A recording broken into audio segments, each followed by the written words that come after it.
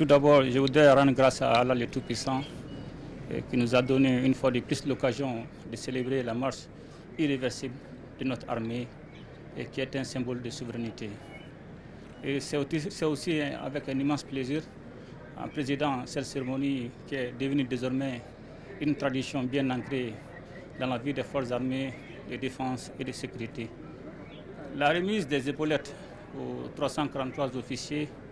marque non seulement la fin de leur formation, mais le début de leur carrière dans les forces armées de défense et de sécurité. Et cela s'inscrit en droite ligne de la vision des auteurs de la transition, qui est de disposer une armée à la hauteur des menaces qui caractérisent notre environnement national et international.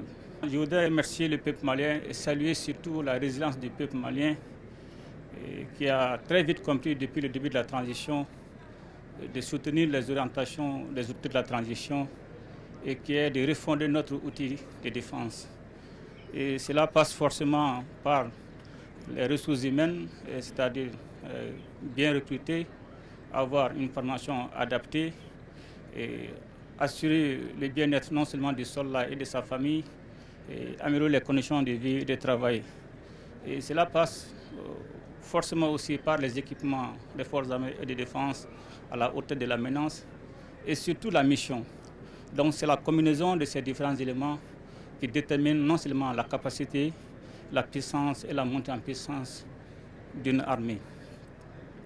Et quand nous regardons aujourd'hui l'environnement géopolitique,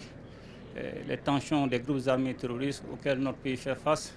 et cela exige de nous non seulement de s'adapter de façon permanente, aussi de construire un outil de défense robuste et professionnel, capable de se déployer, de se projeter en tout temps, en tous lieux, en toutes circonstances, pour la défense opérationnelle du territoire national,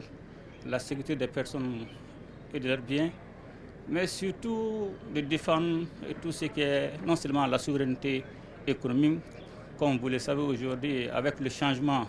des objectifs des cibles des groupes armés terroristes, en fonction des orientations de leurs sponsors étrangers, nous devons non seulement nous adapter et surtout construire une armée digne de ce nom, capable d'assurer la défense de la patrie. Aux officiers de la promotion fait général de brigade Pangaché Sangaré, je voudrais d'abord les féliciter, les encourager, en ayant comme parrain le général de brigade Pangaché Sangaré, qui a été un modèle, une référence dans notre